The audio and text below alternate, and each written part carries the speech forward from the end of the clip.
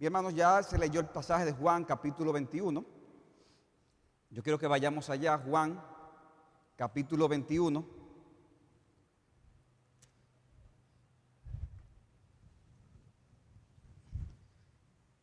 Y también me voy a sentir más cómodo sin el saco, o sea que miren lo que está en familia.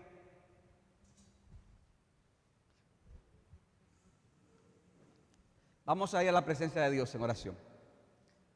Padre que estás en los cielos, gracias te damos por esta oportunidad que tú nos concedes de estar en esta amada iglesia compartiendo la palabra.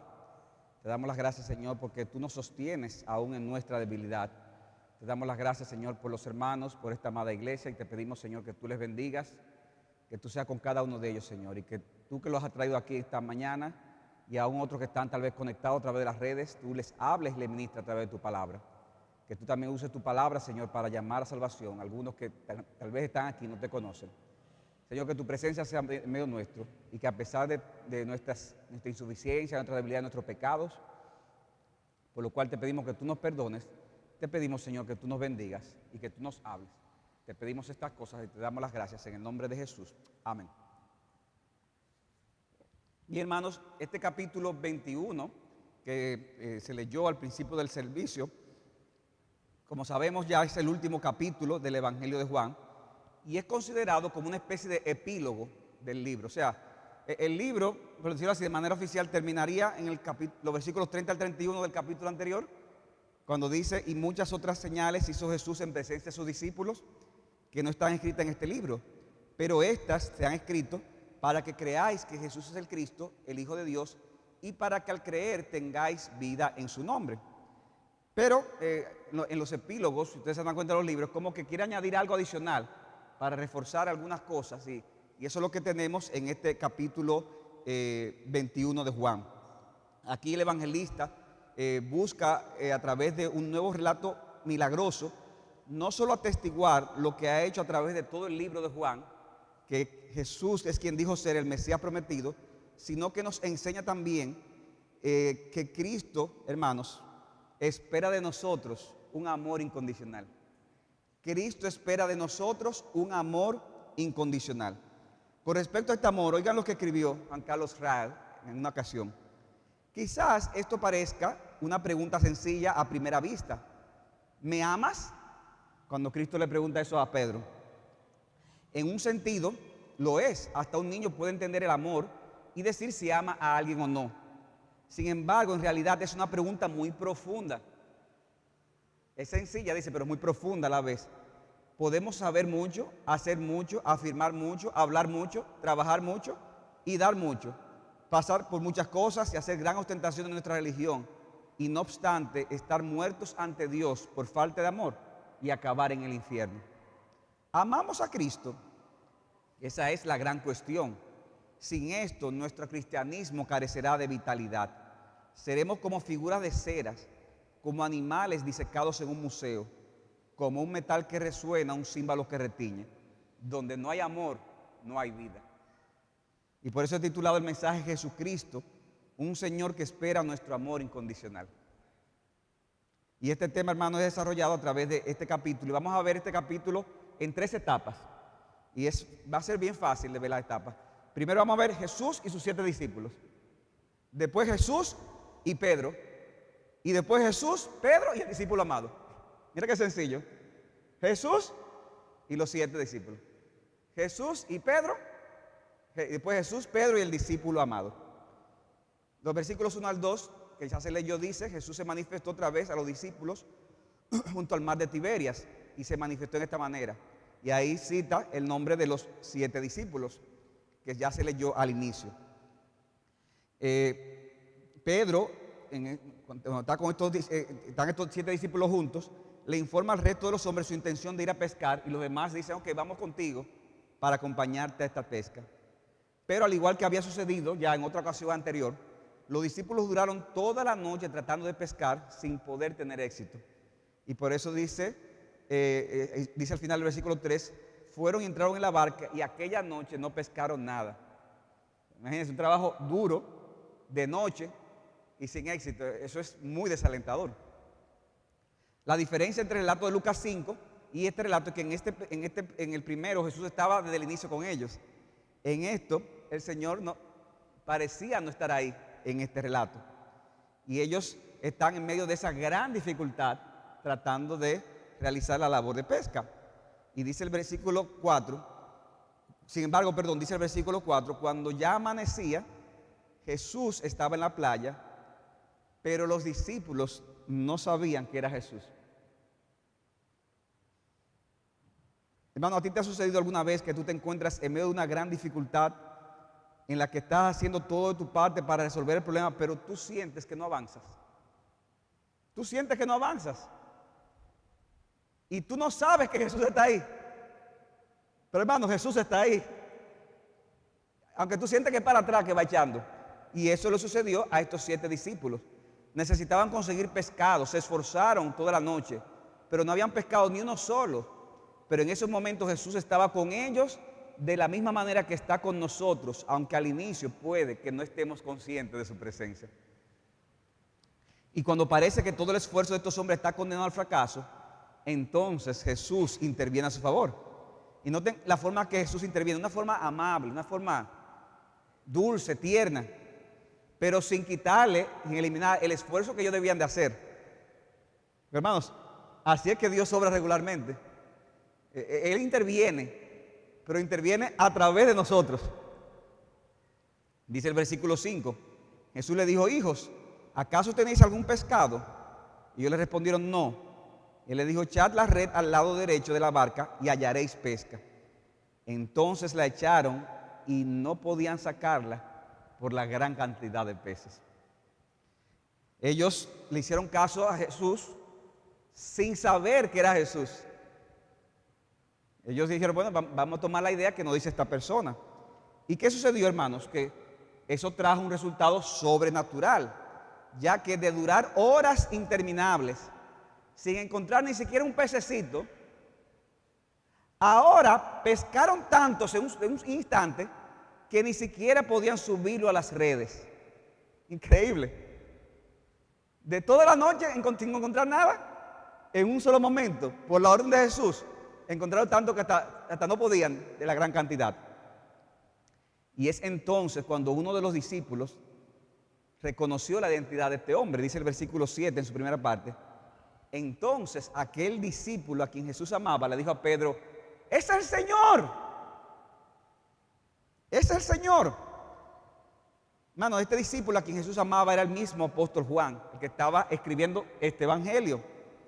Y la forma del grito, hermano, como señala un comentarista, se siente la emoción que sintió. No fue de que, pero mira, Pedro, pero eso es Cristo, pero no, fue un grito de júbilo.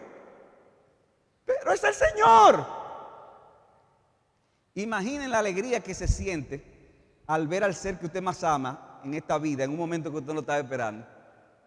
Eso se ve mucho en los aeropuertos, ¿verdad? Yo no sé usted, pero a mí me encantan los aeropuertos por eso. Uno llega en lo que está esperando a alguien, uno ve a la gente saliendo. Yo también me pongo a llorar a veces, ¿sabes? Sin conocer a los que están ahí. Y se abrazan y se besan. Porque es emocionante, ¿verdad? Cuando tú tienes mucho tiempo sin ver a una persona amada y eso que tú lo estás esperando. Y cuando dan esa sorpresa, ¿te lo has visto por las redes? Que tú no le esperabas a la persona y se aparece de repente. Eso es una cosa, hermanos, emocionante. Si eso es así con una persona humana, ¿cómo no debió haber sido emocionante encontrarse cara a cara con el Salvador? ¿Cómo no debió haber sido? O sea, y hermanos, cuando esas cosas pasan, a veces uno no sabe cómo va a reaccionar. O sea, hay gente que lo toman, reaccionan, pero están más tranquilos. Otros de repente hacen algo como ilógico. Pedro, de la emoción, hizo algo ilógico. Dice al gritarle Juan a Pedro que era Cristo el que estaba en la arena, y con toda la impulsividad que lo caracterizaba, se puso parte de la ropa que se había quitado para trabajar y se echó al mar para ir donde Cristo, y dejó a los demás pasando lucha con todos esos peces que estaban tratando de subir con las redes. Dice el 7b: oyendo pues Simón Pedro que era el Señor, se ciñó la ropa porque se la había quitado para poder trabajar y se echó al mar. Los demás discípulos, no era que no amaban a Cristo ni estaban emocionados, pero pero está bien, pero ya los peces están ahí, ya el Señor está ahí, ya está cerquita de la orilla. Ellos actuaron de una forma más ecuánime. Ellos decidieron terminar de hacer el trabajo que el mismo Señor les dijo y recogieron los peces, además de que estaban cerca de la orilla, versículo 8. Pero los otros discípulos vinieron en la barca porque no estaban lejos de la tierra, sino a unos 100 metros, arrastrando la red llena de peces. O sea que cada quien reacciona diferente, hermano. Y no podemos juzgar a veces, porque a veces podemos juzgar al que es menos emotivo y decir, pero ven acá, y es que este es más o menos Cristo. Porque yo no veo que se faja a grito como yo, pero ¿y qué te importa? O sea, cada quien es distinto, o sea,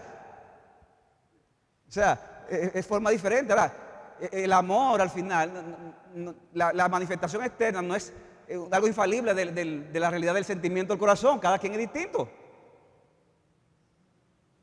Y hay otro que puede decir, pero este como que le falta un tornillo. ¿Por qué tiene que hacer tanta? Pero ¿a ti qué te importa?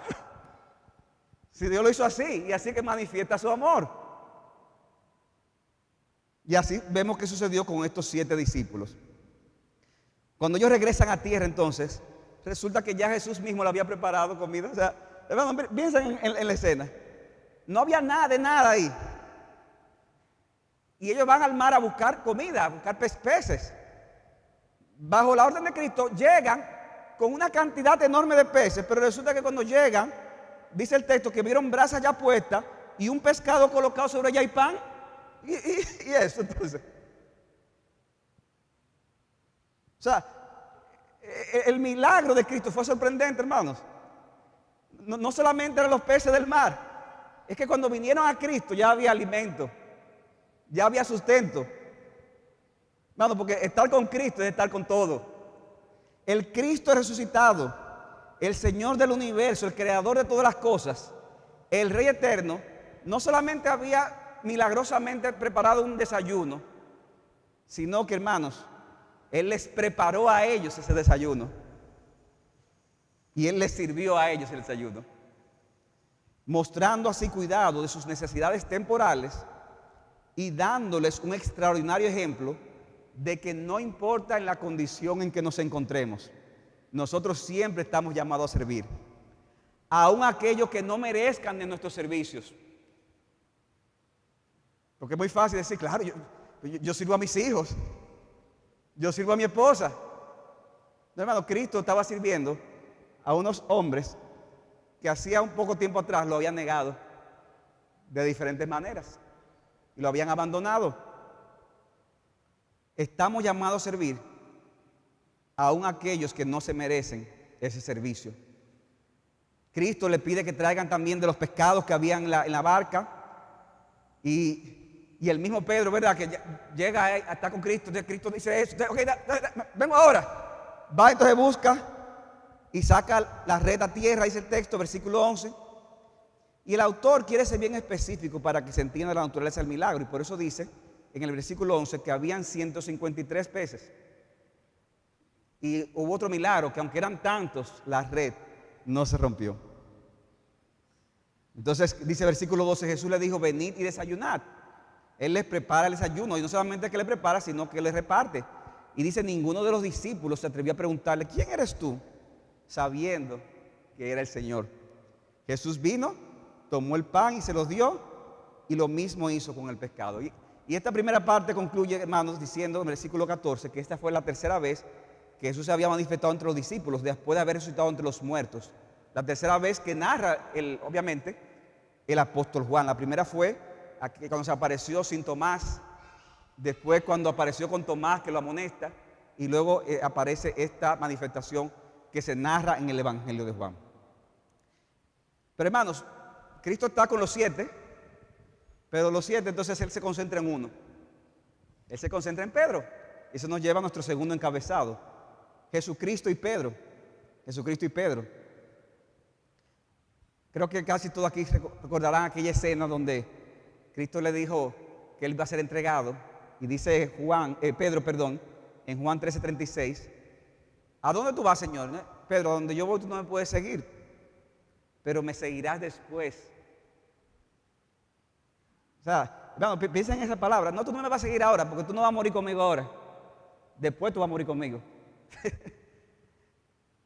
Y Pedro le dijo, no, ¿y por qué yo no te puedo seguir ahora? ¿Y por qué tengo que esperar después? No, ahora yo quiero morir contigo. Y Cristo le dijo, tu vida darás por mí. En verdad te digo que no cantará el gallo sin que tú me hayas negado 3 veces.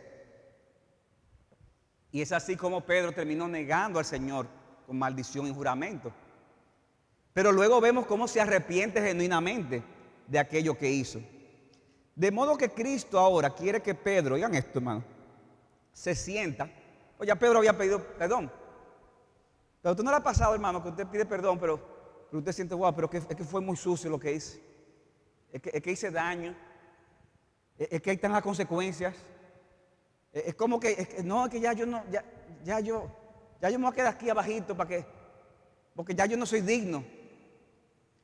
Cristo quiere que Pedro se sienta que ha sido restaurado en su relación con Él y aún quiere confirmarlo para la obra que tendrá por delante para con Él. A ese mismo que lo negó, Cristo lo restauró espiritualmente y dijo, mira, y esto que sucedió ahora, esto te va a preparar para el ministerio.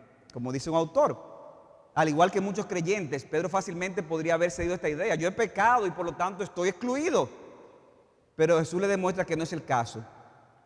Le vuelve a enseñar la misma gracia perdonadora que había revelado al principio y mantenido durante toda su vida. El poder de la gracia restauradora se muestra de una forma dramática, porque no es el mismo Pedro, ¿verdad?, de los evangelios, al mismo Pedro de Hechos y de las epístolas. Y sin embargo sabemos también que cayó en un momento dado, cuando Pablo lo tuvo que amonestar. Y como quiera Dios volvió y lo restauró. Hermanos, ese es nuestro Señor. Qué bueno que Dios no es como nosotros. Y si, hermanos, si Dios no viniera con otra vara, nadie estaría disponible. Y yo no podría estar predicando aquí.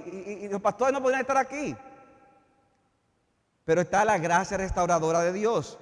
Por eso dice este autor, para los hijos de Dios el fracaso nunca es el final. ¿Qué tan grande ha sido tu fracaso? Usted no ha dado noticia, eso no es el final.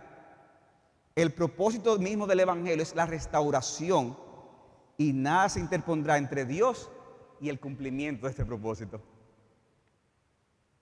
Pero es una restauración en la que Cristo busca tratar con el corazón de Pedro. Hay personas que ven la restauración como en el hecho de, ok, bueno, tiene que tener varios meses en penitencia y ya tú sabes, tiene que venir a esto y no participe de esto. No, hermanos, o sea, nosotros tenemos que tratar con el corazón de las personas, porque pudiera ser que nos quedamos en lo externo y al final lo que creamos es un legalista después. Es con el corazón. Y así como Pedro negó a Cristo 3 veces, el Señor le hace 3 veces a Pedro la misma pregunta, para obligar a Pedro a responder 3 veces. Para entonces Cristo responderle 3 veces la misión que tiene para con él. Simón, hijo de Juan, le pregunta a Cristo, ¿me amas más que esto? ¿Y qué dice Pedro? Sí, Señor, tú sabes que te quiero. Apacienta mis corderos. Le pregunta por segunda vez Simón, hijo de Juan, ¿me amas? Sí, Señor, tú sabes que te quiero. Pastorea mis ovejas. Le dijo por tercera vez, Simón, hijo de Jonás, hijo de Juan, ¿me quieres? Pedro, dice, se entristeció porque la tercera vez le dijo, ¿me quieres? Y le respondió, Señor, pero tú lo sabes todo. Tú sabes que te quiero. Y Cristo le dijo, apacienta mis ovejas. Noten una diferencia, que es en la primera le pregunta, Cristo le añade la expresión, ¿me amas más que estos? Es decir, si lo amaba más que el resto de los discípulos. Y la pregunta era muy apropiada, hermanos, porque ¿de qué se había jactado Pedro antes? Aunque todos se escandalicen, dijo Mateo, yo no me voy a escandalizar. O sea, ¿por qué? Porque yo estoy por encima de ellos. Con una autoevaluación totalmente injustificada se había colocado por encima de los otros. Esta confianza en sí mismo había producido su derrota. Por eso, en presencia de estos hombres, debe hacer ahora su confesión ahora. Por eso cuando Cristo le dijo a Pedro, Señor, Pedro, ¿tú me amas más que esto? La respuesta de Pedro no fue, sí, Señor, tú sabes que te quiero más que estos. Eso no fue lo que respondió Pedro. Ya él tenía más cuidado en ese momento. Señor, pues tú sabes que te quiero, pero hasta ahí. Ya era otra actitud. Pero Cristo no se limita ahí, sino que le hace la pregunta 3 veces. Y eso lo llena de tristeza a Pedro. Por eso que al final dice, pero Señor, tú lo sabes todo. Tú sabes que te quiero. No necesariamente más que esto. Ya yo no me meto en eso. Pero tú sabes que por lo menos yo te quiero. Hay personas, hermanos, que a veces ven una distinción en este pasaje porque dice, tú me amas, le pregunta a Cristo. Y Pedro responde, sí, Señor, tú sabes que te quiero. Y hay personas que a veces hacen una distinción como de que Pedro tal vez respondía así porque no se sentía digno del amor ágape. Y por eso le responde como yo te quiero con amor más de fileo, más familiar. Pero yo personalmente coincido con otros eruditos, otros estudiosos, que entienden que lo que aquí ocurre es más bien un juego de palabras para enfatizar algo. O sea, a veces uno en su idioma, tú le puedes decir a alguien, te amo, y después le dices, te quiero, y no es que tú estás haciendo necesariamente una distinción con eso, sino que es parte como de la riqueza, a veces del lenguaje. Eso es como la misma respuesta de Cristo. Cristo responde en el versículo, en cada pregunta de Pedro. Fíjense que él responde en la primera, pastorea mis ovejas. Pero en la otra dice, apacienta mis ovejas.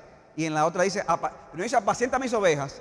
Después dice, pastorea mis ovejas. Entonces, vamos a hacer una distinción entre apacienta y pastorea. No, hermano, es parte como de la riqueza del lenguaje, en la forma en que se habla. Ahora, el punto es que Pedro tuvo que responder a Cristo 3 veces que lo amaba. Y en la manera en que lo hace, aunque de una forma modesta, reafirma que a pesar de su estrepitosa caída, a pesar de sus flaquezas, a pesar de sus torpezas, a pesar de sus dudas, su amor era un amor real.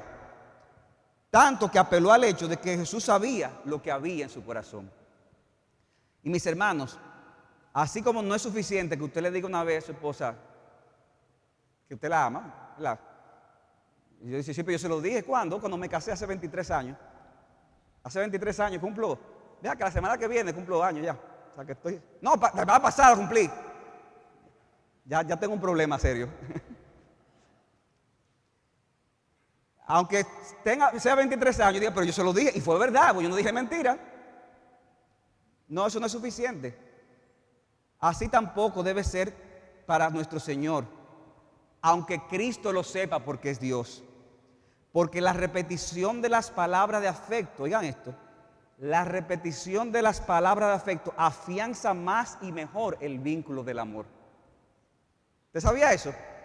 La repetición de las palabras de afecto afianza más y afianza mejor el vínculo del amor. O sea que si usted ama a alguien, dígaselo con frecuencia. No espere necesariamente una vez al año para hacerlo.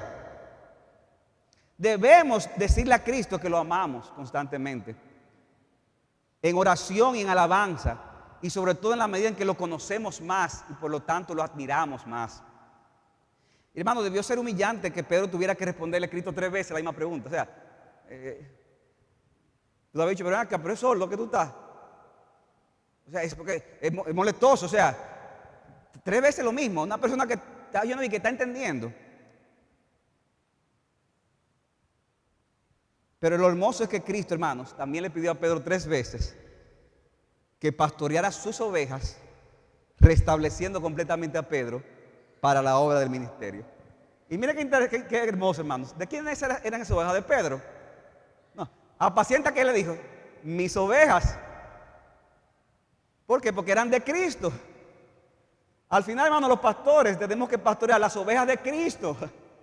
Al final no son de nosotros, son del Señor.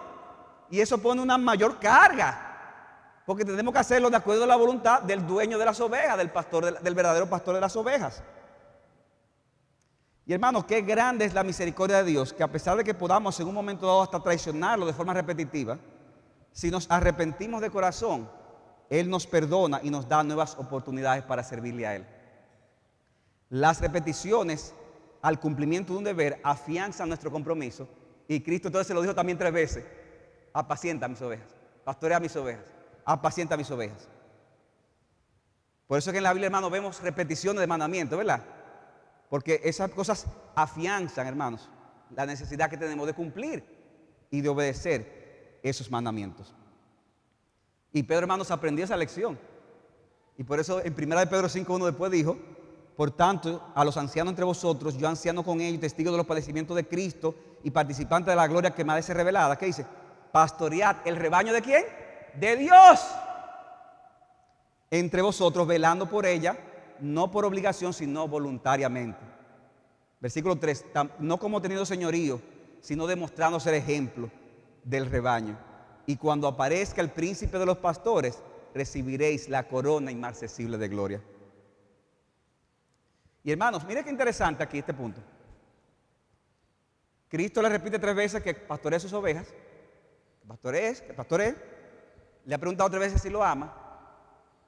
Y esto hemos dicho que afianza el compromiso, pero no solamente afianza el compromiso, sino que va a fortalecer la fe de Pedro para cuando le tocara tener que dar su vida por Cristo. Versículo 18, en verdad te digo, cuando eras más joven te vestías y andabas por donde querías, pero cuando seas viejo te extenderá las manos y otro te vestirá y te llevará donde no quieras ir. Esto dijo dando a entender la clase de muerte con la que Pedro glorificaría al Señor, y habiendo dicho esto le dijo: sígueme. O sea que, a diferencia de la vida libre que él vivía en el pasado, llegaría el momento en que sería apresado y daría su vida en martirio. De acuerdo a algunos padres de la iglesia, Pedro tuvo que morir crucificado. Dicen que posiblemente boca abajo. Él lo pidió porque él no se consideraba digno de morir como su Señor. Y eso sucedió algunos 30 años después de esta profecía. Hermanos, 30 años después, el mismo Cristo le dice que otro te vestirá cuando fuere viejo y lo llevaría a un lugar donde él no quería ir por su propia voluntad. No era que él estaba ahí, qué bueno, voy al martirio. No, te llevará donde no quiera ir. La Biblia no nos dice que debemos anhelar el que nos maten. Lo que debemos ver con un privilegio, morir por Cristo, eso sí. Pero dice, si hay una persecución, ¿qué dice? Huyan. Si tú puedes huir, huye, dice. Ahora, hermano, el punto aquí es que si realmente amamos a Cristo más que todas las cosas, como dijo Pedro, y el martirio es lo que Cristo ha determinado para nosotros, debemos de estar dispuestos a dar nuestras vidas si es necesario. Y como dice Donald Carson, hermano, yo nunca había pensado en eso. Es notable que Pedro viviera y sirviera 3 décadas con esa predicción colgando sobre él. Hubiera sido mejor que Cristo le hubiera dicho: mira, Pedro, otro te llevará donde no quieras ir dentro de 30 años. Bueno, ya yo tengo 30 años, entonces, ¿no? Cristo no lo dijo cuándo. Podía ser al año, a los 6 meses, a los 3 años. Y piensen, hermano, eso año tras año, mes tras mes, día tras día. Usted sabiendo que Cristo había dicho: mira, va a llegar el momento que vas a dar tu vida por mí. Y uno piensa: wow, pero cualquiera se aterrorizaría. ¿Será hoy? ¿Será hoy? Pero hermanos, ¿qué fue lo que hizo Cristo? Cristo afianzó la fe de Pedro. Y llevó a Pedro a que Pedro fortaleciera ese vínculo con Cristo. Y uno ve la vida de Pedro, hermanos, y uno no lo ve pensando: ¿será hoy? Uno ve a Pedro cumpliendo el mandato de Cristo, amando a Cristo, pastoreando las ovejas y haciendo la labor que Dios le mandó que hiciera. Hermanos, nosotros estamos aquí en este mundo y podemos preguntarnos: ¿será hoy? ¿Cuándo es? No sabemos. No sabemos qué día nos toque morir ni de qué forma vamos a morir.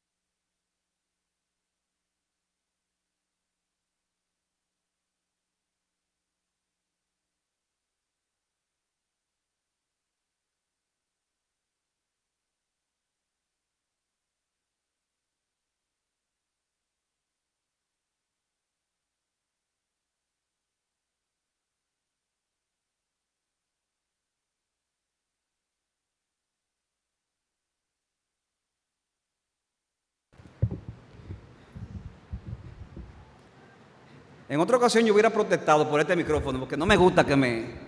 Pero hoy estoy tranquilito, ¿sabes? Esta expresión sigue, hermanos, cuando le dice Cristo a Pedro. No era que lo siguiera literalmente en ese momento.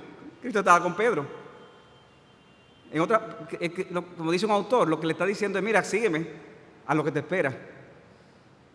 Sé mi discípulo y como tal, sígueme en el servicio, dice un autor, en el sufrimiento y en la muerte. Fue un llamamiento renovado al discipulado y a los deberes de su oficio apostólico. Y hermanos, con esa conciencia vivió toda su vida Pedro, luego de la ascensión de Cristo. Y ustedes recuerdan 2 de Pedro capítulo 1 versículo 13, ¿qué dice? Casi 30 años después, en 2 de Pedro, Pedro dice, y considero justo mientras esté en este cuerpo estimularos recordando estas cosas, sabiendo que mi separación del cuerpo terrenal es inminente, tal como me lo ha declarado nuestro Señor Jesucristo. ¿Y qué yo voy a hacer entonces, sabiendo que es inminente? Ponerme a llorar en la casa en lo que llega. También yo procuraré con diligencia que en todo tiempo, después de mi partida, podáis recordar estas cosas. Cualquiera dirá aquí, ay pastor, sí, gracias por decirnos, yo estoy dispuesto a morir por Cristo, a donde quiera que Él me lleve. Mire, hermano, eso es muy fácil decirlo, sabiendo que difícilmente en nuestro contexto alguien tenga literalmente que morir por Cristo. Ahora yo te pregunto, a la luz de esta enseñanza, ¿tú estás dispuesto a sufrir burlas por causa de Cristo? ¿Tú estás dispuesto a perder la buena voluntad de tus amigos y familiares y quedarte solo? ¿Tú estás dispuesto a dejar de ganar dinero? ¿Tú estás dispuesto a perder un trabajo por causa de Cristo? Aún en tiempos como estos. Hermanos, ahí tú vas a medir tu amor por Cristo. No si estás dispuesto a morir, porque gracias a Dios no vivimos en un contexto así. Y hermanos, a nadie le gusta sufrir. ¿Qué le dijo Cristo a Pedro? Otro te llevará donde tú no quieras ir. Pero qué gran estímulo es saber que cuando sufrimos en un sentido espiritual, dice la palabra que nosotros estamos sufriendo con Cristo. Nos estamos identificando con el sufrimiento de Cristo. Y por eso dice Hebreos capítulo 13, versículo 12, por lo cual Jesús también, para santificar al pueblo mediante su propia sangre, padeció fuera de la puerta. Así pues, ¿qué dice el autor? Salgamos a Él fuera del campamento llevando su oprobio, porque no tenemos aquí una ciudad permanente, sino que buscamos una patria que está por venir. A nadie le gusta sufrir por sufrir, pero cuando sufrimos por Cristo estamos identificándonos con Él. Y qué glorioso, hermano, y qué privilegio es sufrir por Cristo. Y porque cuando sufrimos por Cristo estamos sufriendo con Él. Hermanos, ¿qué hemos visto? Pedro y sus 7 discípulos.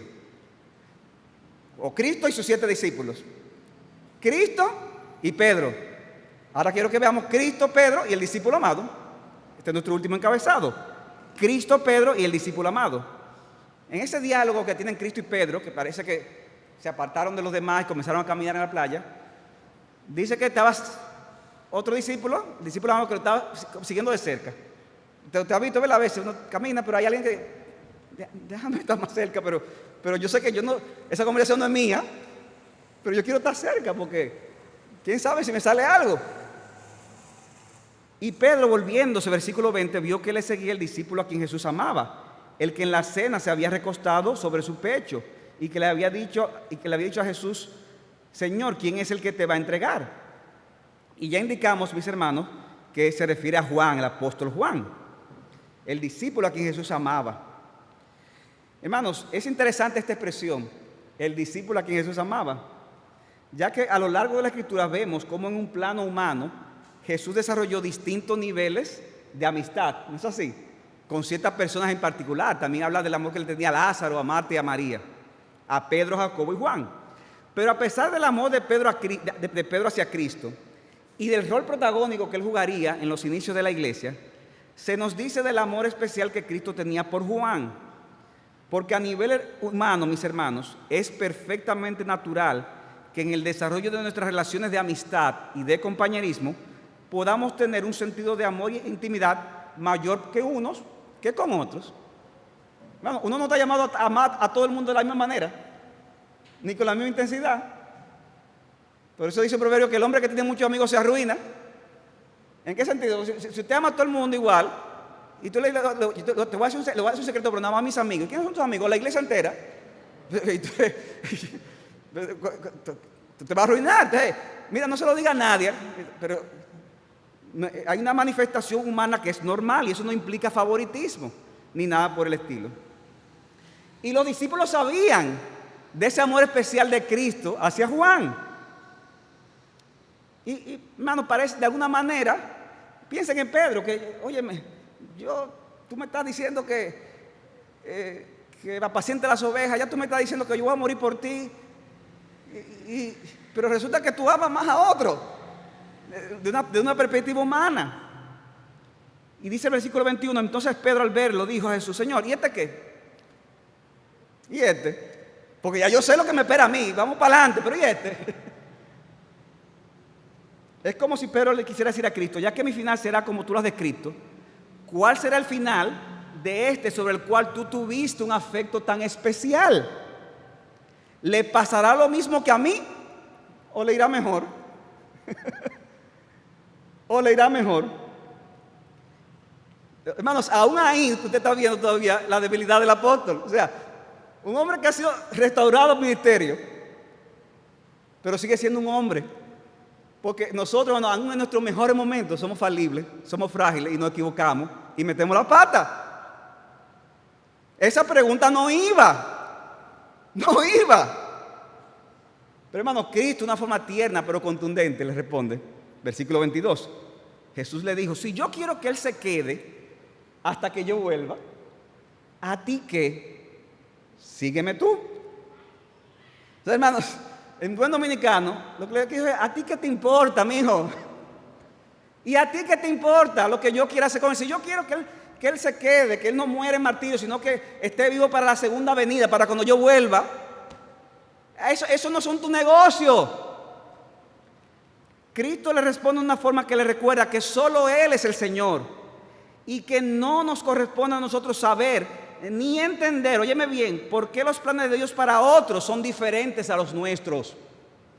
Nuestro llamado es a seguir a Cristo y aceptar humildemente lo que Él ha determinado por nosotros, porque Él es soberano. Él es soberano. Muchos cristianos se quejan porque les ha llegado aflicción que a otros no les ha dado. No tienen las comodidades que otros tienen. No tienen amigos, los amigos que otros tienen. Mi hermano, si este es tu caso, a ti te digo como Cristo, ¿a ti qué? ¿Qué te importa? No andes por ahí quejándote de no tener la suerte que otros tienen. Sigue a Jesucristo, aprende a vivir por Él y a morir por Él para su gloria. Dios te ha dado como quiera que sea cosas que seguro a otros le ha negado. Y te ha negado a ti cosas que a otros le ha dado. No importa lo que tú tengas o lo que no tengas, lo que tú mantienes o lo que se te ha quitado. Mi hermano, ama más a Jesucristo. Deleítate en la comunión con Dios y busca cada día conocerle más.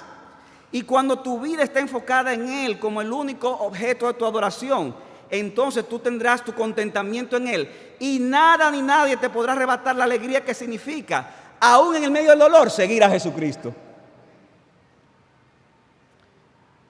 Y hermano, eso se aplica a nosotros en el ámbito familiar, en el ámbito laboral, a nivel de la iglesia. Y podemos pensar, wow, pero esta iglesia se ha tenido más suerte que nosotros. Wow, pero este hermano se ha tenido más suerte que yo. Hermanos, ¿a ti qué? Dale gracias a Dios por lo que Él tiene. Y dale gracias a Dios por lo que te ha dado a ti. Y si tú no lo tienes, dale gracias a Dios. Porque Él es soberano. Y todo lo que ha pasado en tu vida es para tu bien. De hecho, algunos en la comunidad cristiana interpretaron mal esta palabra de Cristo. Como dice el versículo 23. Por eso el dicho se propagó entre los hermanos de que aquel discípulo no moriría. Pero Jesús no le dijo que no moriría. Él lo que dice el texto es, si yo quiero que Él quede hasta que yo venga, ¿a ti qué? O sea, es un sí condicional. Es que, mira, Pedro, si no le va a pasar nada y va a tener esa bendición y le va a ir súper bien, eso no te importa. Lo que te importa es tú ser fiel a Dios y amarme con todo tu corazón. Cristo no estaba asegurando que dicho discípulo viviría hasta su regreso. Es que aunque esa fuera su suerte, Dios, hermano, no podemos cuestionar los planes de Dios para cada uno de sus discípulos. No podemos cuestionar los planes de Dios. Debemos descansar en su soberanía como lo mejor para nuestras vidas. Y por eso concluye este evangelio, versículo 24, diciendo: este es el discípulo que da testimonio de estas cosas y el que escribió esto, y sabemos que su testimonio es verdadero. ¿Verdad? Según algunos estudiosos, muchos estudiosos, posiblemente fue el último de los evangelios. Posiblemente ya los discípulos habían muerto, los apóstoles, y solamente quedaba Juan. Fue el último de los apóstoles y posiblemente fue el único apóstol que no murió martirizado. O sea, que le fue mejor. Mire, parece que le fue mejor. ¿Y a ti qué? ¿Y a ti qué? Hermanos, hay cristianos que le va mejor. ¿Y a ti qué? Hay iglesias que le va mejor. Fundamento bíblico, ¿a ti qué? Sé fiel a Cristo, que al final lo importante son las coronas que vamos a recibir en aquel día. Con mucho o poco, con lo que hayamos hecho, lo que no hayamos podido hacer. Y Juan quiere confirmar la fe de sus lectores al indicar que él, en su condición de discípulo amado, fue quien escribió este evangelio y da testimonio de haber escrito conforme a la verdad. Y concluye el versículo 25 diciendo: y hay muchas otras cosas que Jesús hizo que si se escribieran en detalle, pienso que ni aún el mundo mismo podrían contener los libros que se escribirían. Esto es una forma figurada, hermanos, una hipérbole, para enfatizar que fueron tantas cosas que hizo Cristo que no dejó duda de que Él era quien decía ser. Y con estas palabras se termina el evangelio. Juan ha querido demostrar que Jesús es el Hijo de Dios, Dios mismo hecho carne, el Señor que es digno de nuestro amor incondicional. Y yo te pregunto, ¿amas tú a Jesús? ¿Amas tú a Jesús? Déjame decirte algo. Si tu respuesta es, oh sí, yo siempre lo he amado, entonces debes revisarte. Porque nadie nace amando a Jesús. La Biblia declara que nacemos pecadores y por lo tanto somos aborrecedores de Dios. Y por eso es necesario nacer de nuevo. Y es necesario arrepentirse y confiar en Cristo para salvación. Y cuando ese Cristo se convierte en nuestro Señor y Salvador, entonces comenzamos a amarle. De modo que antes de exhortarte a que ames a Cristo, si tú no eres creyente, yo primero te exhorto a que le reconozcas como tu Señor para que seas salvo. Que reconozcas que Él murió en la cruz para pagar los pecados de todo el mundo. Ven a Cristo y sé salvo. Y entonces podrás amar a Cristo. Y este amor a Cristo, mis hermanos, no debe tener competidores. Es solo a Cristo que debemos de amarlo en su condición de Señor. Hay gente que en la práctica no es así. Hay gente que aman otras cosas más que a Cristo. Aún a su propia familia, a su esposo, a su esposa, a sus hijos. ¿Y qué hacen esas personas? Que terminan haciendo una idolatría de eso. Y yo tengo que amar a mi esposa como Cristo amó a la iglesia, pero no puedo amarla más que a Cristo. Porque si hago una idolatría de ella, entonces estoy ofendiendo a aquel que es el objeto de este amor especial. Por eso que a mí me sorprende a veces, hermanos, y sé que muchos de ustedes lo han vivido, como a veces pasa en un matrimonio que resulta que hay uno que comienza a dar señales equivocadas, espiritualmente hablando, y comienza a estar mal, y resulta que termina el otro mal también. Y tú dices, pero el que estaba mal era este. ¿Y qué pasó con el otro? Posiblemente su señor era la persona que tenía al lado. ¿Y qué importa que se vaya al mundo? Sé fiel a Cristo. Porque al final, tu amor hacia Cristo debe estar por encima de cualquier otra cosa.